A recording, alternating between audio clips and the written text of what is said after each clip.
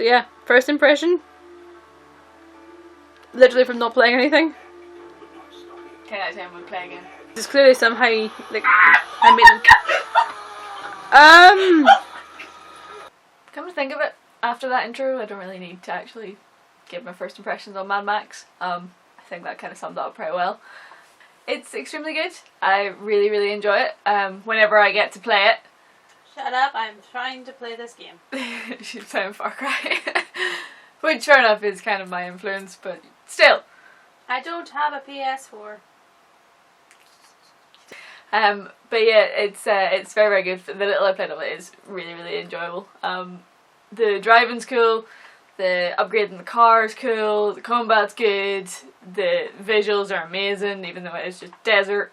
It's so gritty and really, really, I don't know, it does feel very, I don't know what the word is, but it's really, really good. Like, I've just been driving about and it's great because you can find like loads of scrap and stuff, and then that means that you can get more upgrades. One of the things that I really liked was the cars. You can pick the chassis for the Magnum Opus and stuff. So mine is like Die Roller. It is Die Roller, possibly mine is called. I love it. It looks like an old-fashioned car and it's got like flames up the side, because why not? If you're going to go outrageous, you might as well go the whole way and get ridiculous things. And from what I've seen, like from the later parts and like playthroughs and stuff, it just gets completely mad. Like, well, fair enough, by the end of it, because you get so many upgrades that you get like a ram and stuff for the front of your car, and like a grill and whatnot, and you get just loads of stuff that you can add on. You can upgrade the harpoon. But yeah, at the minute you're just like driving around, and you can take down, there's things called scarecrows that you can use in the harpoon, and then you can take them down, and that like helps with the baddies in the area, basically. But yeah, it's really, really cool. The combat system in it I really enjoy, which is surprising because a lot of people say it's exactly the same as the Batman one. I don't know, I didn't like the ones in Batman. I played Arkham Asylum, and then when I played Arkham City, and I was like, nah, I don't like this anymore, so I didn't play it. And I just find the controls like really, really cool, and then the combat is actually very, very satisfying. Like, you punch someone and you know you punch them, even though you're just pressing a button. So I don't know how they do that, but well done, Warner Brothers. The actual visuals of it, like when you actually get up to like a high point and you just look around everywhere, it is really, really cool how much detail they have actually put into it. Like there's, you stand up and then you can zoom in with your binoculars and stuff, and it's ridiculous. Or the long lookers, is it long lookers instead of binoculars, I think John Bucket calls them.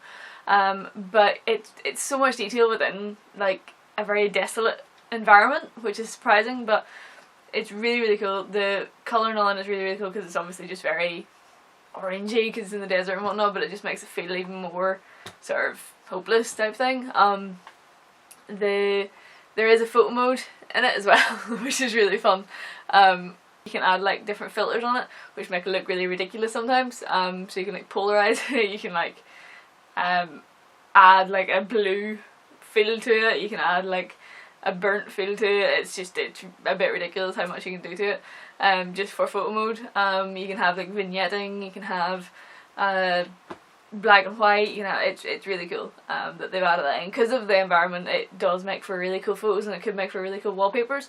With regards to the actual like menus and stuff, it's kind of cool because you can go in, I need to stop saying cool, what's another word for cool? Awesome? Amazing? Brilliant? I don't know. But you can go into the menus and like there's loads of bios and things like that there that you can look at and read about, and like you can see Mad Max's bio and stuff, and like there's a bit where he like reads out what he thinks about where he needs to get to, which is the Plains of Silence. And then Chumbucket reads out about how you're the saint. There's like the enemies are in it as well, like Scrotus, and there's another guy as well, I can't remember his name. But he's basically got like a burnt face, and he has a load of tools that he uses for his enjoyment and other people's torture. It's kind of cool just to have like a background. I love like background information in games. I love being able to just go on and read stuff about the characters or about the place that they're in, or it's the same in like Far Cry. You have the Lost Letters, Pagan Min's thing, the journals. You know, you can just go and have a reread, and I think it's really, really cool to have that, because when you are just like playing the game, you're like, I don't have anything to do for a minute, I'll just do this. The map in Mad Max is gigantic. like it's going to take quite a while to actually get through all the stuff, which I am highly looking forward to because I have nothing else to do.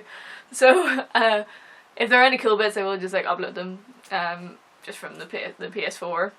But it looks as if it's going to be good, and like the story at the start, like it's quite slow, but I really like it because I know that it'll build up and get better and better. The more upgrades you get for the car, which is apparently a lot of different upgrades. And Rebecca just died. Stop watching my stupidity. I see it in the corner of my eye. I'm sorry. But yeah, no, it looks really, really, like I'm really excited to actually play the rest of it when Rebecca leaves. And I leave today. Good. And yeah, no, it looks really good. When you're actually out in the car and driving about, sorry, I'm closing things on my laptop. When you're actually in the car and stuff, it's really, really cool because you can actually like have combat while in the car. But then you can also just get out of the car, and then eventually the guys in the cars will get out and then like beat the crap out of them. So yeah, I would definitely stick by my initial thing of 10 out of 10. Like I absolutely love it. Like the other big game that a lot of people are playing is Metal Gear Solid: The Phantom Pain, and obviously, you know, it's a massive game. You know, I have never played them. The only one I played was Ground Zeroes, and it was because it was free on PlayStation Plus. So I was like, yeah, I guess I might give it a chance after some persuasion from other people. I'm like, yeah, sure, I might give it a chance to see what exactly, you know, the big fuss is about. I was terrible because where I was share playing, I was literally in the middle of an enemy base in a game that I had never played and did not know any of the controls for, or rather I've been told 2 seconds before what the controls were for it. So I was playing away and I was like, this is supposed to be a stealth game, right? So I was playing and I was like, nah, this doesn't make sense. This is like, none of this makes sense. So it just, no, it doesn't appeal to me in the slightest, I'm afraid. I can understand why people like it, but I'm going to stick with Splinter Cell and Chaos Theory and every other Splinter Cell game, apart from Blacklist, because we don't talk about it. But yeah, so Mad Max, better than Metal Gear. 2K15. And with that, goodbye and have some gameplay footage.